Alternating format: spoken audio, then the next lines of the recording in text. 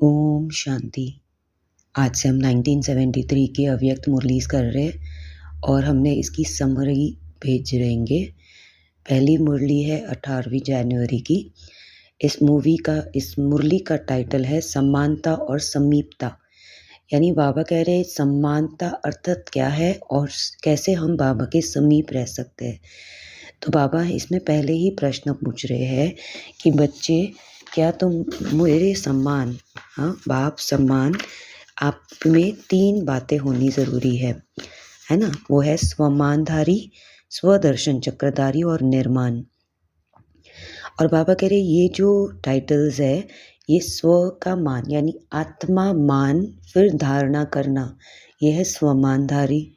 स्व के दर्शन करके उसका चक्र देखना कि कैसे थॉट से लेके वाणी, वाणी से कर्म, कर्म से वो संस्कार बना, संस्कार से फिर से थॉट, ऐसे अपने चक्र स्व के दर्शन को देखना, आत्मिक दर्शन को। और निर्माण, निर्माण यानी हमारे अंदर वो क्षमता है कि हम कुछ निर्माण कंस्ट्रक्टिव ऐसे बने हैं। निर्माण जो इवन जहाँ पे पाप समान स्थिति में रहना, यानी जब आत्मिक स्थिति होता है तो अन्य मानों से दूर होना। तो बाबा हमें कह रहे कि ये 3 धारणाएं ही हमें जीवन में जितनी जितनी हम लाते हैं उतना हम कहते बाप के समान बनते और उतना ही समय को समीप लाते।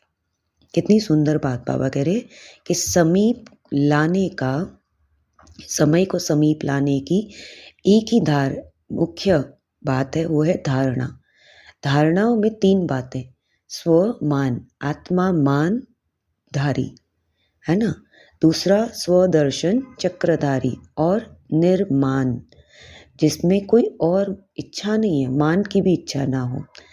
फिर बाबा कह रहे ऐसी अपने में अब क्या करना है, हमें अपने आप को इन धारणाओं में देखना है, परखना है अपने आप को कि क्या मेरी स्थिति में कह सकते हैं कि हम समान है। हमारी स्थिति से पता चलेगा ये। फिर बाबा ने हमें बताया कि जब भी इस जो विशेष मास है, जैसे 18वीं जनवरी की बात थी, तो बाबा ने बोला कि इसमें 2 बातों को हमें लक्ष्य में रखना है। एक है लव, दूसरा है लवलीन। तो बाबा कहते हैं कि इसमें हम लव में देखना है कि हमारे वैसा लक्ष्य है, वैसे लक्षण है तो कहाँ दिखाई देंगे। तो लव किस में दिखाई देगा, कर्मों में, वाणी में, संपर्क और संबंध में, इसमें लव होना। और स्मृति व स्थिति में लवलीन रहना, है ना। तो बाबा कह रहे हैं कि जो मनुष्य आत्माओं ने क्या बोला था कि वो आत्मा लीन हो गई, लेकिन वो लीन नहीं हुई थी, वो लवलीन यानी लीन होना, यानी उसी स्थिति में स्थित हो जाना, स्मृति में रखना। तो बाबा कह रहे हैं कि जब हम ऐसे बन जाए इस विशेषता को धारण करने में, तब हम बाप समान बन जाएंगे, है ना। तो बाबा कह रहे हैं कि बाप दादा की मुख्य विशेषता क्या थी कि हमने सब कुछ भुला दिया और देही अभिमानी बन गए, है ना। तो यही कह रहे हैं कि जब 5000 वर्ष की विस्मृति के बाद भी स्मृति दिलाई ना, तो हमने एक सेकंड में बाबा ने अपना बना लिया, यानी सब कुछ हम भूल गए, है ना। और भी देखो कैसी आत्माएं हैं। तो बाबा कह रहे अब इसमें लव में कोई परसेंटेज नहीं होनी चाहिए। बाप से लव जो होती है ना, उसमें परसेंटेज नहीं, तब हम परफेक्ट बनेंगे।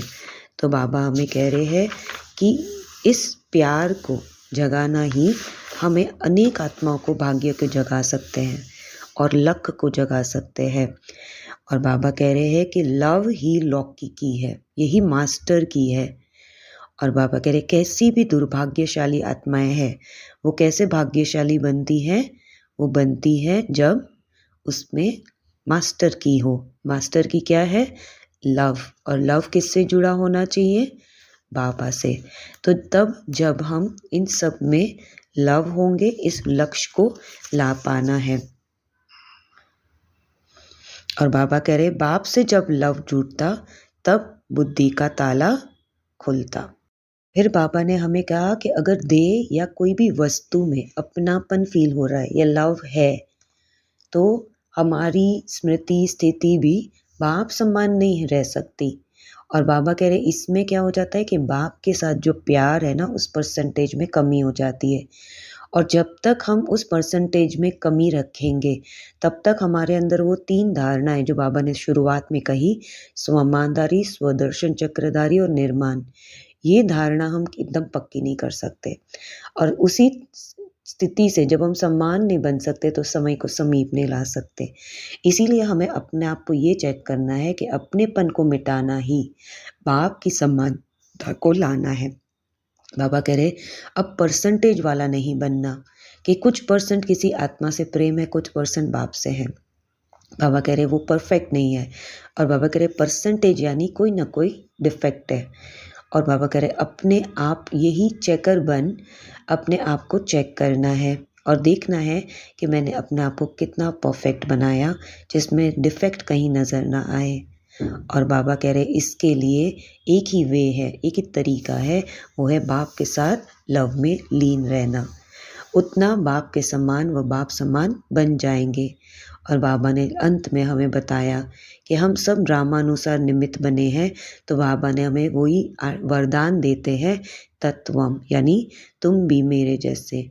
इसीलिए बाबा ने हमें कह दिया कि सदा लवलीन रहने वाले, बाप समान निर्माण और निर्माण करने के कर्तव्य में तत्पर रहने वाले, समय की विशेषता को स्वयं में लाने वाले, श्रेष्ठ स्वमान में स्थित रहने वाले, श्रेष्ठ और समान आत्माओं को बाप दादा का याद प्यार और नमस्ते। तो बाबा हमें कह रहे लवलीन रहने वाले, बाप समान निर्माण और निर्माण, जो अपने कर्तव्यों को तत्पर रहने वाले, समय की विशेषता, समय जो विशेषता है, संगम युग है, जो परिवर्तन युग है, जिसमें सभी ये विशेषता अगर हम मिलाते, श्रेष्ठ स्वमान में स्थित रहने वाले और श्रेष्ठ और समान आत्माओं को बाप दादा का याद प्यार, यही हमें प्यार देते बाबा।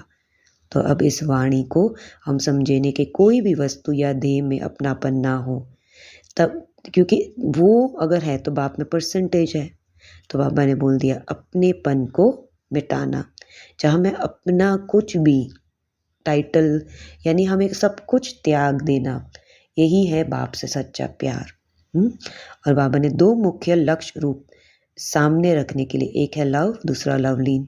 तो जितना लवली होगा वह उतना ही लवलीन रह सकता है, उसकी स्थिति ऐसी बन जाएगी जो कर्म वाणी संबंध संपर्क में लवफुल होना है ना, बाप समान। लेकिन उसमें भी ये ध्यान रखना कि कोई अपनेपन में बहुत सारी चीज़ें आती, उसका मंथन करेंगे। ओम शांति।